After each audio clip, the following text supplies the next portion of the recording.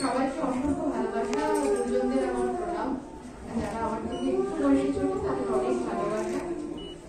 আমি প্রিয়দর্শী দাস মজুমদার, আমি leverage commission হিসেবে যুক্ত এবং উমেন্স এম্পাওয়ারমেন্টের আমি নিয়ে কাজ করছি বিভিন্ন রকমভাবে।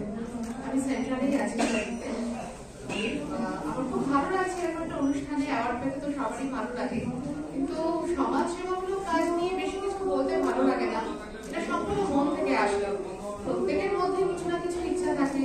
আমি প্রত্যেকেই সামাজিক এবং সবার জন্য ভালো করার প্রত্যেকেরই ইচ্ছা থাকে। আমিও সেরকম ছোট ছোট করে আস্তে আস্তে এগিয়েছি।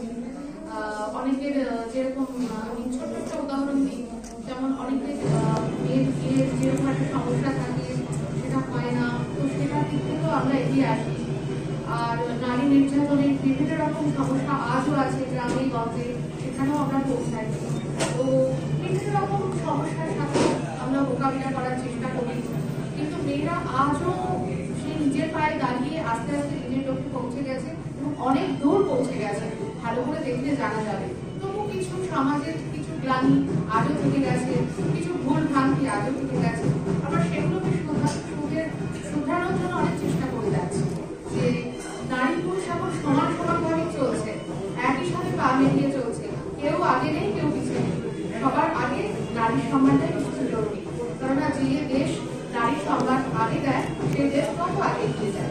আমরা তো সেইভাবেই এগোবো না, এটাই আমার বলার। আর তার সাথেও আছে বিভিন্ন সামাজিকভাবে বিভিন্ন পশু প্রাণী, এই যে শীতকালে রাস্তায় বিভিন্ন প্রাণী ডগি এরা আছে, এদেরকে বিভিন্ন রকম ভাবে ঠান্ডায় কষ্ট পাচ্ছে, এদেরকে ফুড মানে তাদের খাবার দেওয়া, তারপরে তাদের সেবা এবং বিভিন্ন তারা ইনজুরি হয় সেগুলোর জন্য আমরা ব্যবস্থা করি।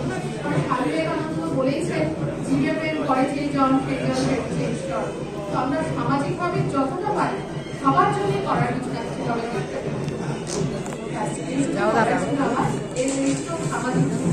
বলা যায় না, করার না শুধু মন থেকেই করে, সবাই করে, সবার মধ্যে ইচ্ছা থাকে।